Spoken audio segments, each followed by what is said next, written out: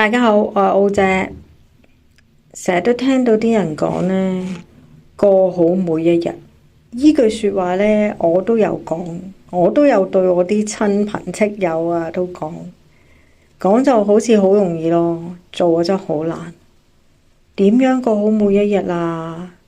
嗱，當自己呢曾經有過嚴重疾病呢，你就會覺得啊，唔好諗咁多啦，其他嘢真係唔重要嘅喎。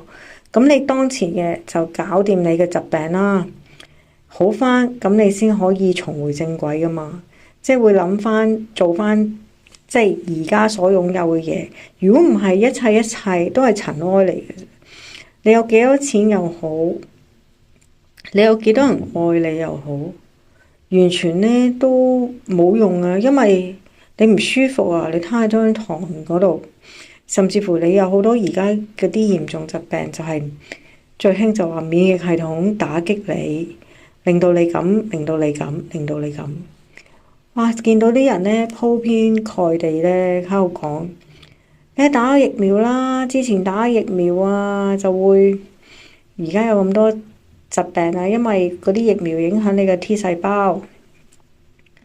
嗱，呢樣嘢嗰陣時呢，未真正話政府要你打嗰陣時咧，都知道噶啦。因為佢做咗幾多測試啫？你個 Covid 嚟得咁急，冇測試喎。你打唔打？最慘嗰陣時就係真係啊！政府係要逼你哋打，唔打就冇得返工。你都係有兩個選擇嘅啫，一係啊外國，一係國產。即係我唔信打疫苗噶，自己本身。因為我細細個嗰陣時咧，都係跟政府打嗰啲啦，咩卡介苗啊、霍亂啊、小兒麻痹啊。但係大個咗之後咧，都冇打嘅任何咩，即係所謂嗰啲咧咩流感針啊，咩都冇打。因為我唔相信嗰啲即係疫苗係可以真正幫到，因為你要感染到嘅，你始終感染到噶嘛。我嗰陣時都打咗疫苗啦，但係咪一樣又中 Covid？咁你好似而家咁樣講，咁冇人，因為冇人知道答案啊，所以都係任人嚟講嘅咋。只不過可能身邊呢多咗人有唔舒服啦，咁你咪好自然啊，呢樣嘢入咗腦喎，可能係有關係喎。咁亦都有可能，所以而家自己暫時冇病冇痛呢，你講呢句咩珍惜每一日呢，又好似好行咁樣，係嘛？因為你做唔到嘅，其實好多嘢煩惱噶，即係一個人真係好多嘢煩惱。透支啊，你預先透支咗自己，因為我好大前提，我疾病呢亦都會喺個腦嗰度。因為呢幾排咧都係有啲情緒低落，咁好多原因啦。咁你工作啊、自身啊，即係可能啊，你又要搬啊，即係好多嘢煩啊，即係點樣咁樣。咁再加上除咗你喎，咁你兩個人啦。咁你又會影響到你身邊另外一個，咁點可以活好每一天啊？咁啊，即係都係得個講字咯，做唔到咯。同埋咧，我感覺到咧越瞓越少啊。不過基本上有得瞓到就已經好啦。即係好似去到呢個年紀咧，你唔係話去到邊度好快即刻瞓着。如果好快即刻瞓着嗰啲人呢，真係大富大貴啦佢，即係完全冇煩惱啊，即係唔會話有內耗自己啊。而家就係瞓又瞓唔得多，仲有時失眠喎。咁你呢啲最難搞啦。最後我記得後生嗰時啊，哇無時無刻都想瞓覺噶。你瞓咗好多呢，都可以繼續瞓噶。嗱嗰啲呢，就根本就唔會諗聽日點啊，後日點啊，或者10年後我點啊，就係唔諗咁多嘢呢，你先會活得自在啊嘛。咁你而家無時無一刻嘅，下一刻我都喺度諗緊，死啊愁緊啊，唔知點算啊！嗰個人會唔會呃我？嗰個人會唔會害我？不停咁諗呢啲呢，其實你都係喺度內耗緊自己咯。但係控制唔到，我都想睇下有冇人可以教下我，可唔可以幫到我？即係等自己呢，除咗當然你係去食精神科藥啦，最近阿陳啟泰咪走出嚟講啦，佢點樣克服佢嘅抑鬱症啦、驚恐症啦，佢算成功啦，即係佢講出嚟都好似好正面咁啦。但係唔係個個都好似有條件好似佢咁咯。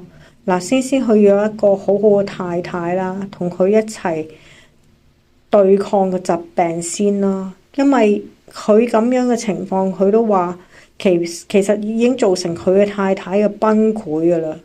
即係你冇第二個人喺身邊嗰度照顧佢，即係照顧自己呢，基本上你捱唔過噶。你只不過係會越嚟越恐懼。咁佢真係好幸運啦，跟住佢又話佢有佢嗰啲偏方啦。咁偏方嘅唔係個個認受得到嘅，咁佢認受到嘅。總言之，而家佢出翻嚟嘅係佢克服到咯。嗱，而家佢自信滿滿咁樣企喺熒幕前噶。嗱，佢好多節目啦，而家已經陸續出緊啦，即係 YouTube channel 咧都有咯。嗰啲健康節目，咩健康百萬大道嗰啲咁樣。即係佢做翻佢自己老本行，咁亦都好多人收睇添。嗱，佢咪幸運嗰個咯，佢克服到，咁而家冇事啦。但係好多香港人而家都係有住呢個，即係精神裏邊呢個腦有少少成日打錯信號。嗱，我自己固然之係啦，因為我都喺度自救緊自己啦。最近我真係覺得我老公都嚴重咗，佢嘅淨係暴躁小炸彈咁樣。即係好容易咧，就會好沮喪啊！佢都唔想諗咁多，覺得好苦惱啊！嗱，即係如果兩個都係咁樣，即係攬埋一堆，真係大鑊了！即係唔想去走去食藥，都要走去食藥。咧陳啟泰咪肥咗40公斤咯，佢話因為食嗰啲藥，即傳統嘅精神科藥係真係暴肥，只會暴肥咧，因為食到好似發水麵包咁樣為止啊嘛。咁你如果唔傳統嗰隻呢，我就食過啦。唔傳統嗰隻係新藥嚟嘅，傷我個肝。我食咗3個月，呢3個月呢真係好鬼正。我回想翻嗰3個月，哇！你一食落去呢，你真係秒睡啊，仲好安穩呢，好踏實咁樣呢，瞓足8小時，跟住你會起身呢，好似精神滿滿喎，好開心。我個人真係連呢要做嗰陣時呢，即係喺人群面前講嘢呢，我都驚噶嘛。當時呢，你如果喺即係電話裏邊啊，譬如做 call 啊，咁你講嘢到你講啊，你講下，即係講幾句嘢，我都驚到呢，直情口窒窒啊，面紅耳熱啊。但係嗰陣時真係嘅，食咗嗰啲精神科藥呢，完全你個人好平靜，好自信噶，你咪照講咯。咁使乜驚啫？完全冇驚，仲好渴望。喂，到我未啊？輪到我講未啊？佢講完未？我有冇機會講？哇！嗰陣時咧，覺得自己好稀奇咯，係咪咁犀利啊？嗱，就嗰3個月食咗嗰隻新藥啦，新嘅精神科藥。因為嗰個醫生話明係噶啦，即係要不停咁樣2個禮拜又抽血，1個月又抽血，2個月又抽血，3個月又抽血，直至到第3個月抽血咧，就睇到我肝酵素指數唔掂啦。就係因為呢個藥物咧，我個肝頂唔順，咁佢就要我停藥咯。停藥咧，又叫我食翻傳統嘅精神科藥。嗱，嗰陣時我就已經唔信佢啦。點解一起手咧？因為我去睇精神科嗰陣時咧，我已經有心理準備噶啦，即係會肥腫難分噶啦，搞唔掂噶啦。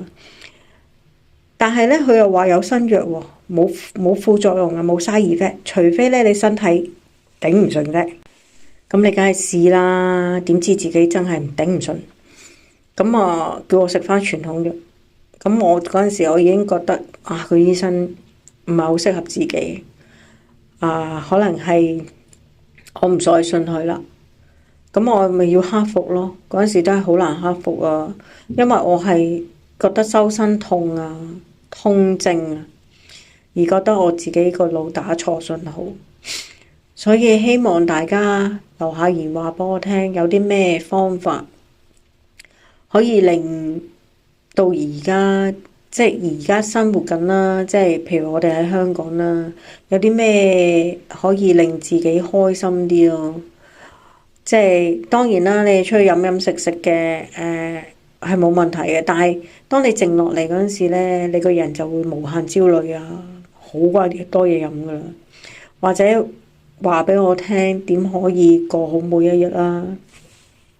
提提大家 Channel 65已經開通咗頻道會員功能，每個月5蚊，你就可以擁有 Channel 65會員專屬徽章同埋4款炎明熹 emoji。歡迎大家加入 Channel 65成為會員。好啦，今集就講到呢度，我哋下次再見，拜拜。